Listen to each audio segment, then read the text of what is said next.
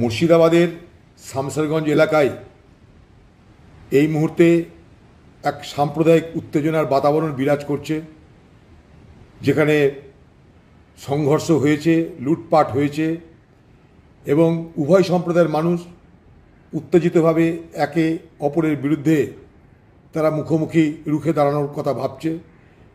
তার মধ্যে কিছু অসৎ দুর্বৃত্ত ব্যক্তি তারা সেই সুযোগে দোকানপাট লুট করার, মল লুট করার চেষ্টা করছে। এখনও পর্যন্ত পুলিশ সেভাবে মোকাবেলা করতে নামতে পারেনি। আমি মুর্শিদাবাদের পুলিশকে বলবো, আপনারা মোকাবেলা করতে দ্রুত নামুন, কারণ সবাই জানে এই মুর্শিদাবাদ, মালদা এগুলো সেন্সিটিভ এরিয়া, সবাই জানে, প্রশাসন জানে। তা সত্ত্বেও কেন প্রশাসন এখনও পর্যন্ত সক্রিয় হতে পারছে না, আমার প্রশ্ন। পাশাপাশি সব সম্প্রদায়ের মানুষকে বলবো, মুর্শিদাবাদের মানুষকে বলবো, আপনারা সাম্প্রদায়িক সম্প্রীতি বজায় রাখতে হবে। সাম্প্রদায়িক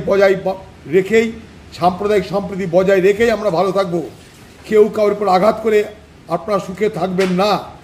আমি হাত জোর করে অনুরোধ করব হিন্দু মুসলমান উভয় সম্প্রদায়ের মানুষকে যে আপনারা এই ধরনের সাম্প্রদায়িক উত্তেজনা থেকে নিজেরা বিরত থাকুন এবং আইন মোতাবেক প্রতিবাদ করা হলে করুন, প্রশাসনকে বলুন, কিন্তু নিজেরা আইন হাতে তুলে নেওয়ার চেষ্টা করবেন না। হাত জোর করে মুর্শিদাবাদের মানুষের কাছে এটা আমার অনুরোধ থাকলো।